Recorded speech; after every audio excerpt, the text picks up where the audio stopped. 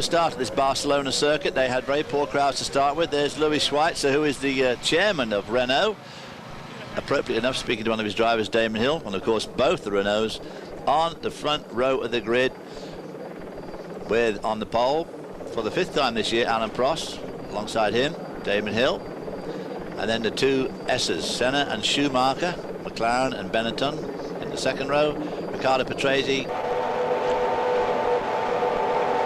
You see there's Johnny Herbert coming around between the two safety cars, thinking he's going to go to his grid spot, but he has to line up at the back. Now keep your eye problem with the active suspension on the lights.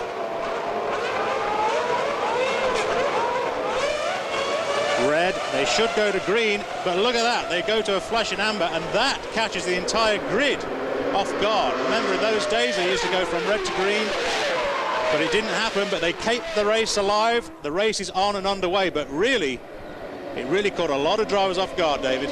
But Damon Hill took advantage of it and in fact launched himself into the lead. On board now with Senna, right behind Alain Prost. As they go around that long Renault corner, still the same. A little bit more scenery around it today. Alain Prost jostling for position. Poor start for Alain Prost coming off the grid, and he said it wasn't really due to the strangeness of the light sequence that went from red to amber, but the automatic upshift on the gearbox failed and he had to change to manual mode. So making an adjustment in the cockpit and still managed to get off the light, distracted by the lights. I have to say, still not bad really for Prost. That's quick thinking. No. And of course the times in those days, Prost pole time was a 17.8. Michael Schumacher, who was just 4th on the grid, at 20.5, nearly 3 seconds slower on board now with Ayrton Senna as Alain Prost and Damon Hill start to disappear. Senna and the McLaren, of course, that year, 1993, having the Ford engine, as did your man, Schumacher, and his teammate Riccardo Patrese. There the field streamed through. There's Damon Hill, FW15C, right behind him, his teammate Alain Prost. Pulling away a little bit, Michael Schumacher hanging on well there to Ayrton Senna in third spot. Prost has a look round the outside. Michael Andretti back there in the McLaren in 6th spot. Poor old that Elf complex and Renault. Johnny Herbert's Lotus. The problem with the car is it had an active suspension problem, and the load sensor went completely crazy. There's a replay Watch of the Senna start here. Oh, Senna goes down the inside of Prost, but can't quite pull it off. Boy, he'd have loved to have done that, to get in front of Alain Prost, who had more power and much better handling, but he could have probably held him off for a long time. But now he has to sit back in 3rd spot and watch the two Williams disappear into the distance. Well, Senna, I think Senna had a great start, but I think Senna took advantage of that confusion with the lights. This corner they're going around now, this chicane obviously no longer exists. Now they go straight from Kamsa straight down to La Cascia, which is the corner they're going around now. They no longer have to go through that. Katayama going off into the gravel. Look at the way the gravel traps in those days. Boy, they were like a ploughed field, They were David. like a ploughed field, but they decided that didn't work too well. He was in the Tyrrell with the Yamaha engine, another name you don't see in Formula 1. Look at him dragging all that gravel back onto the track. So as the two leaders cross the line yet again, we'll take a short break and we'll be back with more of the 1993 Spanish Grand Prix. Stay with us. The greatest duos of all time. Damon Hill still leaves Alain Prost in the Williams team, and Ayrton Senna and Schumacher are losing ground in 3rd and 4th spot. There you see the two leaders. There's Ayrton Senna and Michael Schumacher. Into the pits comes Johnny Herbert. Now, Johnny Herbert, keep your eye on this car now. What Lotus have built in this active era, you see how the car is bouncing up and down? They had a problem with their active suspension. The load sensor went wrong in the push rod. The active suspension could never decide exactly where it should be. The ride height went completely to pot. The thing basically had a nervous breakdown right there in the pit lane. What Lotus used to do, absolutely confused. What can you do with this thing?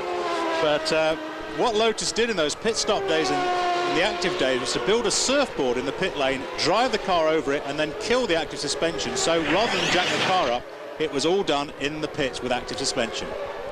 Here's Alex Zanardi in the Lotus trying to go past Carl Wendlinger. This is for 11th spot, but obviously goes a little bit wide here, gets it out on the marbles, woo! And Wendlinger retakes the spot.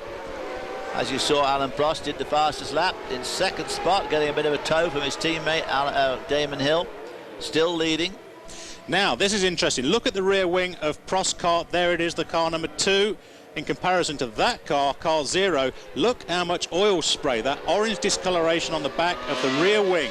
That is oil being thrown over the car from Hill's Renault, the RS5 engine, V10 in the back of the thing, kicking out a lot of oil. Not too much yet on his camera. Alan Prost pulling up very closely behind his teammate there. This looks like... now this is coming down to Lacacia now. Long climb up. Interesting shot there again, David. Look at the 2 yellow buttons on the steering wheel on Prost's car. The one on the left for the semi-automatic gear shift system, and the one on the right with this active suspension system would alter the ride height, so you could kill the downforce going along the straight just by raising the ride height up about 3-4 millimeters, just enough to kill the effectiveness of the diffuser to take that downforce off the car. Here's these last 2 corners.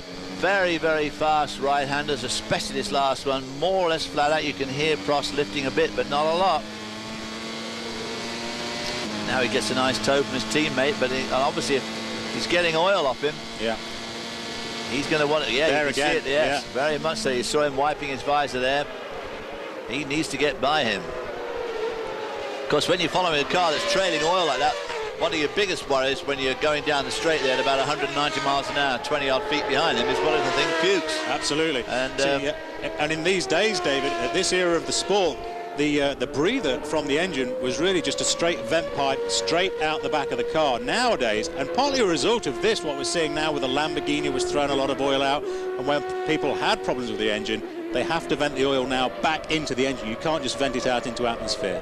There you see Ayrton Senna in the McLaren Ford, running a pretty steady 3rd. He's dropping ground, as you saw. He's over 3 seconds behind. Michael Schumacher just coming to view there, about another 2 seconds behind Senna. Both of them, of course, training the Williams Renaults.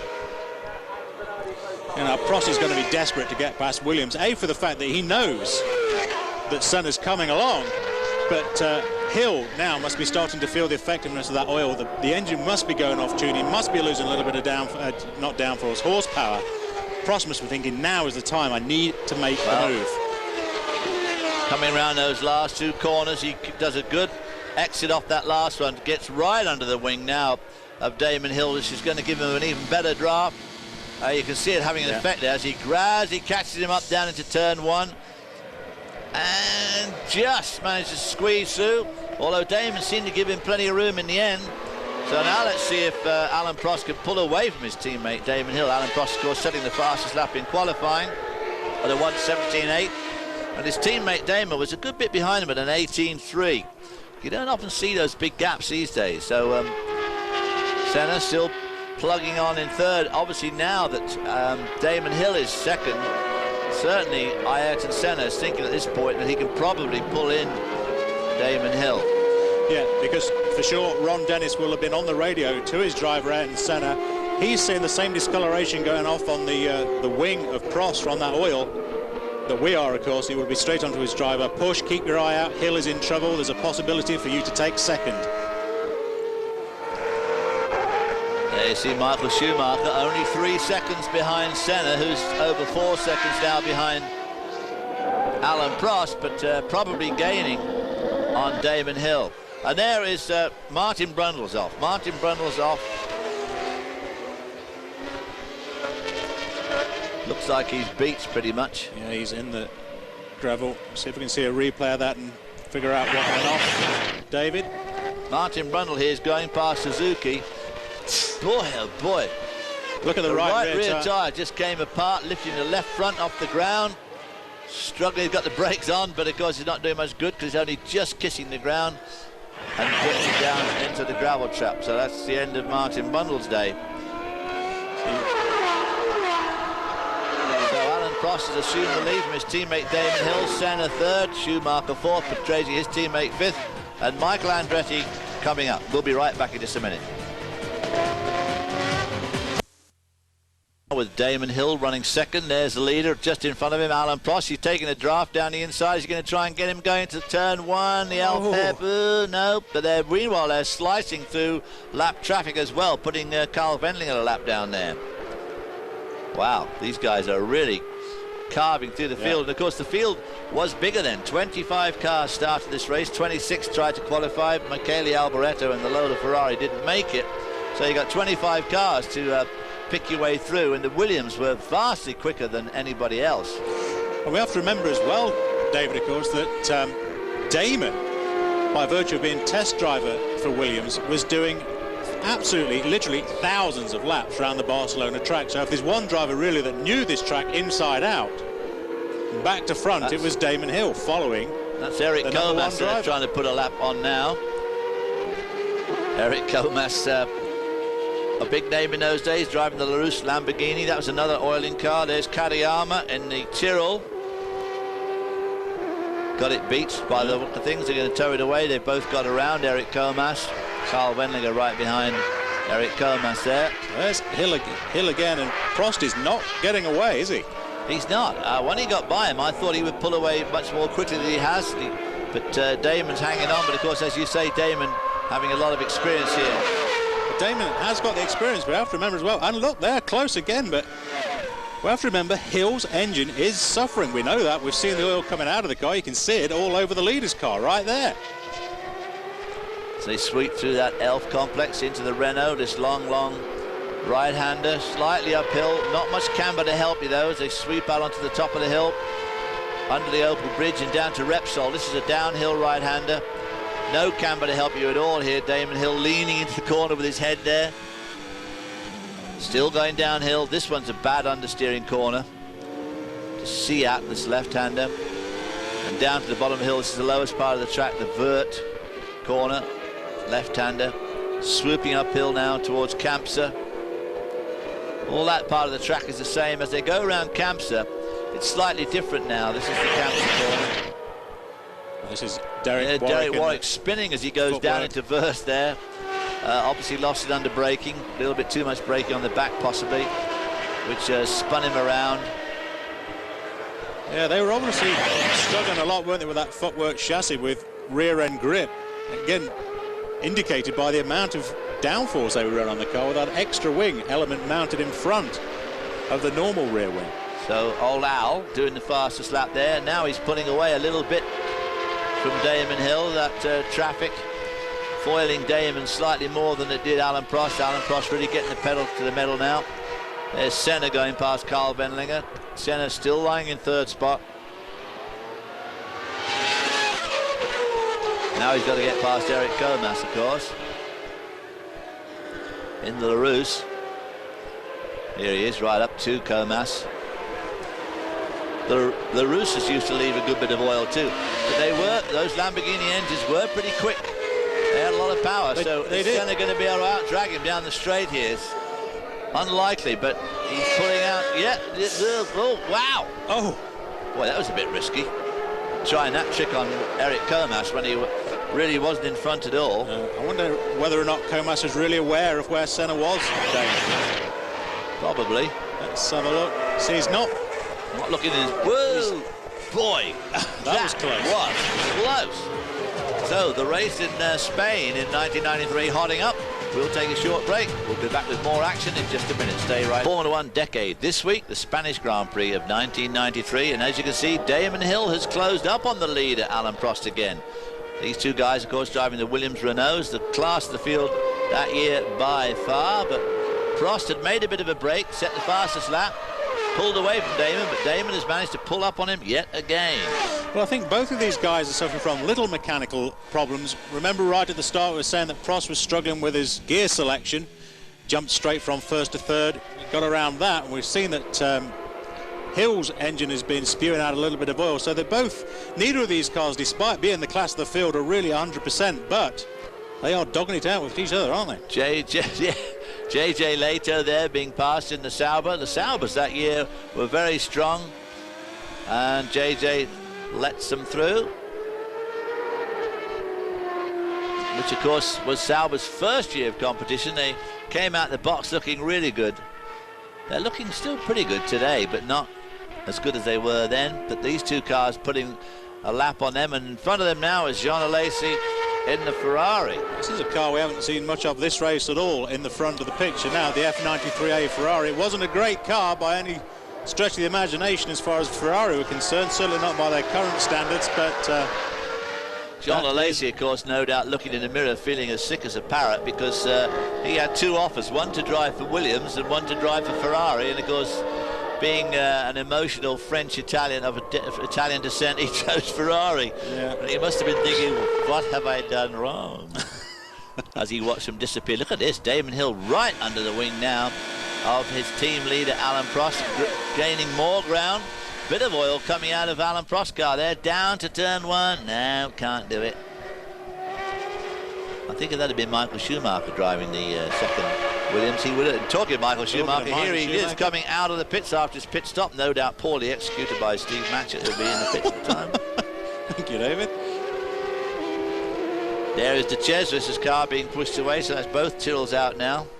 Well, they had a problem with the ignition system on it, and they opened up a gap in the wall to get the car through. That's Barbazza going off in the Minardi.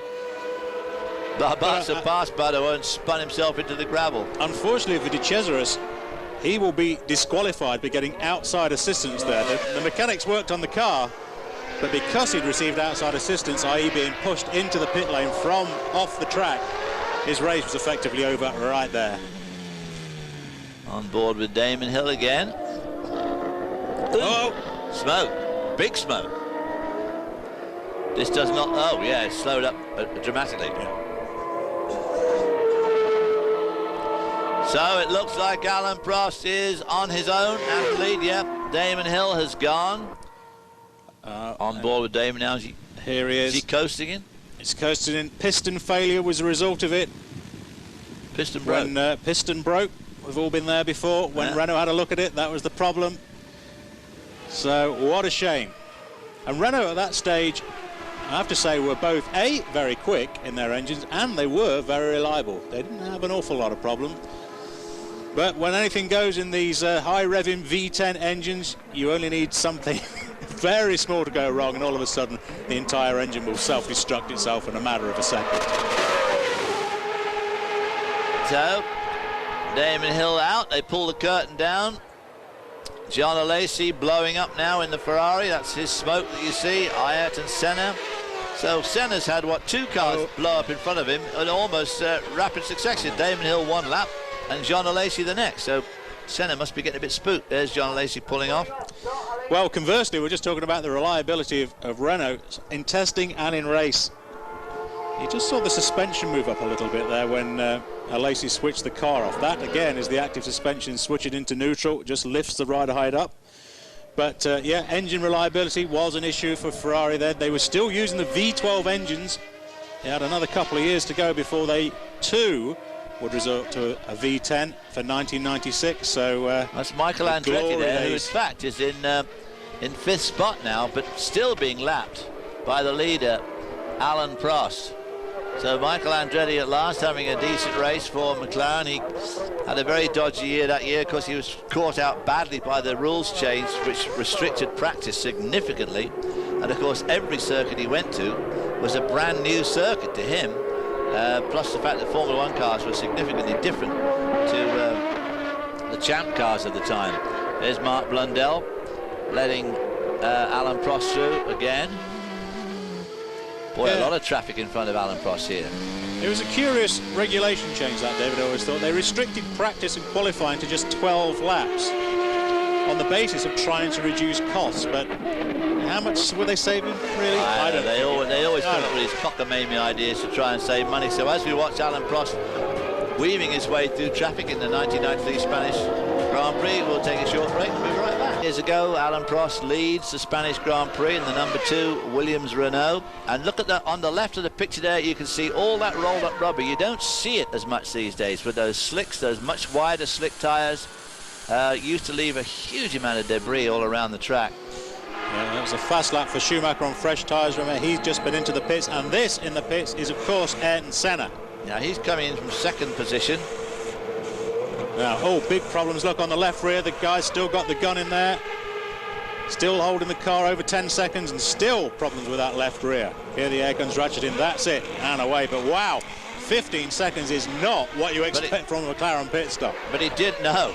But he did have a big lead on Michael Schumacher going in, and he will come out still in second spot. No sign of Michael Schumacher coming up in the back there into that first pit complex. So now he's on fresh tyres, so he's about to put in some pretty hot laps, no doubt.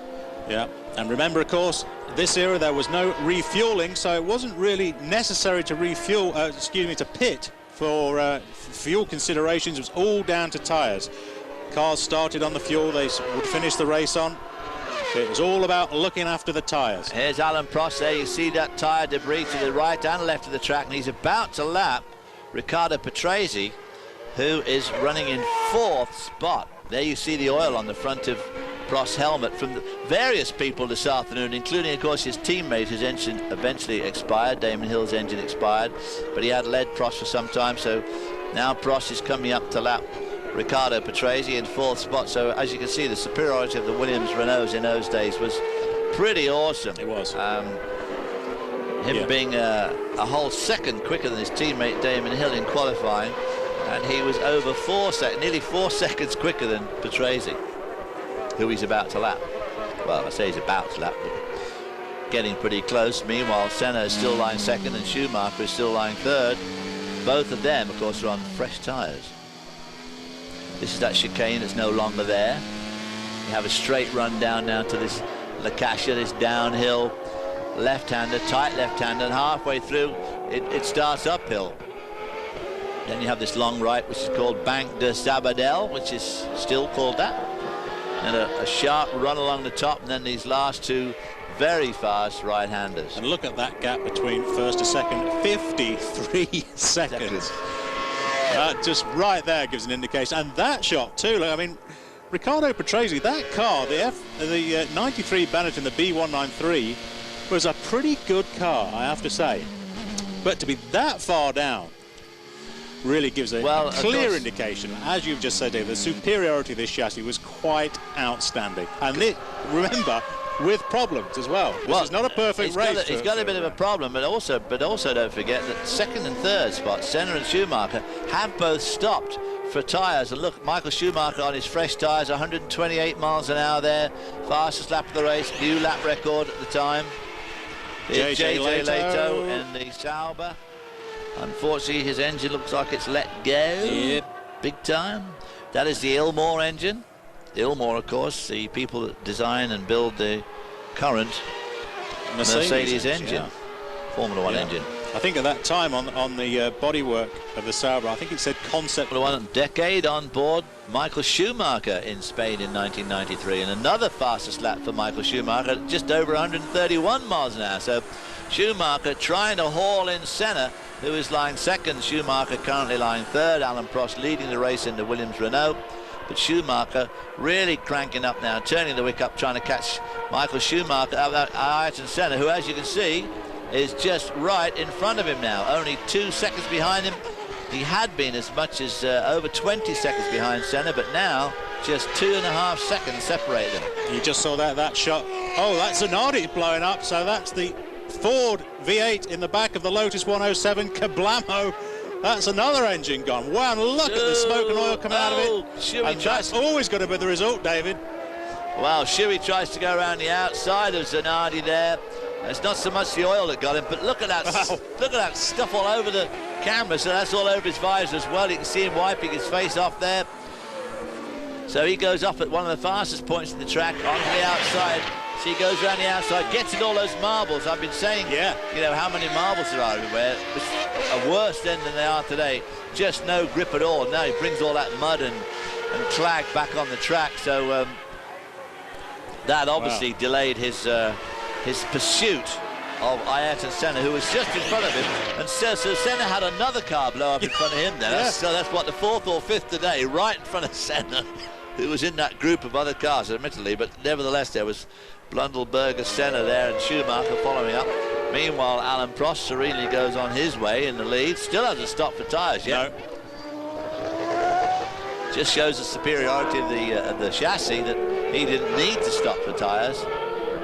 Well, the chassis was very good. It was very good aerodynamically as well. But Prost, the professor, was always so good, wasn't he? At racecraft, taking care of the tyres. If you can get away, there's all that mud screwing off the tyres up, car. stop out, take care of them, and that's what he's done. Coming down towards the end of this race now.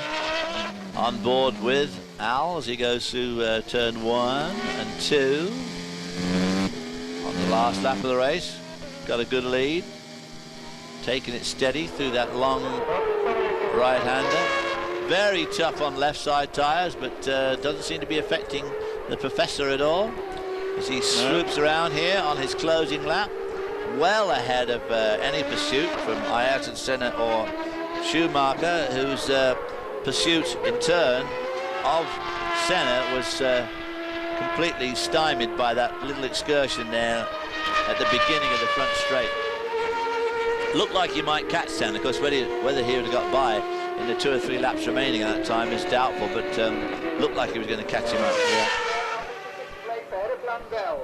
Here he is, Alain Prost. Remember, at this stage, 3 times a world champion and going for his 4th World Drivers' Championship in 1993. Having had a year off in 1992. Yeah. So he certainly came back with a bang from his year off, down to the last 2 right-handers for the last time. Bit of vibration through the steering wheel there, not much, but a little bit. The old tyres getting a bit square probably by this time. There is the checkered flag for Alain Prost. And Riccardo Patrese, of course, right behind him, who is in 4th spot. Now, you were just talking about a little bit of vibration coming through the steering wheel there, David. After the race, there's Patrick Senna. Head would look at the car and say that both the rear wheel nuts on Alain Prost's car were working loose in the closing stage of the race. Oh, blimey. So that's where the vibration was coming from that you saw on that steering wheel. So there's Gerhard Berger just gone across the line 6. Schumacher doing his traditional swooping over the pit wall and waving. And there again you can see that incredible amount of rolled up rubber as we watch Ayrton Senna. There's Michael Andretti, who came through in 5th spot. We'll be right back with more from Spain 1993 in just a minute.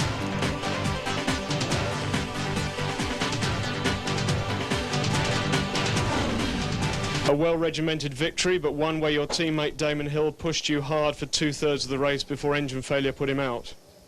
Yeah, it was it was going quite well, especially, I mean, first part of the race he was leading, and then I was able to overtake him. My car was handling well, and then he was catching me and pushing me a lot. I had some problems with the traffic sometimes, but car started to jump a lot, and I was very tired. I mean, physically I did one of the most difficult races I've never done before, and it was going quite well, and if he was able to keep the pace like this, it would have been very difficult for me to stay ahead. I had several big moments with traffic where people blow up an engine in front of me 2-3 times, and last time I got my visor full of oil, and that was 5-6 laps from the end. I had a tremendous big problem just to see them, and even if I tried to clean the visor, I couldn't get a clear visibility anymore. He was pushing hard, he was going very fast, and I was limited with few problems I had in the car, so I was just trying to go as hard as possible and as hard as necessary to stay ahead of him. I think I had the same problem as Ayrton. Was behind him, got all the oil from him on my visor. I was thinking he's going to stop and giving the line, but he didn't really. He stayed on the line, and I tried then to overtake him on the outside because he was so slow. But there was so many dirt on the outside, I just couldn't turn in anymore, and I just went straight into the gravel bed. And actually I'm quite happy to finish because of this. As well, my tyre change was the reason we got vibration in the tyres, and because of this vibration I got a gearbox problem, and gearbox was shifting all the way up and down itself, and I had some nice moments by this, but anyway I was quite lucky to finish this race, and third position is a great place for our team and for me. Michael Schumacher with his trademark smile. And William may smile. We knew we had the car sorted, traction control was coming for the next race, and we really felt we were in for a shout for the Monaco win.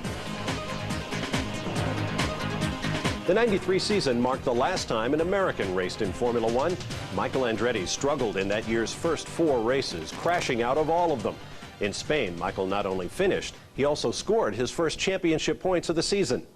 Unfortunately, this would prove to be the exception rather than the norm for Michael in his one checkered season of Grand Prix racing. Next time here on F1 Decade, the biggest race of any Formula One year, the Grand Prix of Monaco. Bizarrely enough, it was a race that went unbroadcast here in the United States that year. For David Hobbs and Steve Matchett, I'm Bob Varsha. See you next time.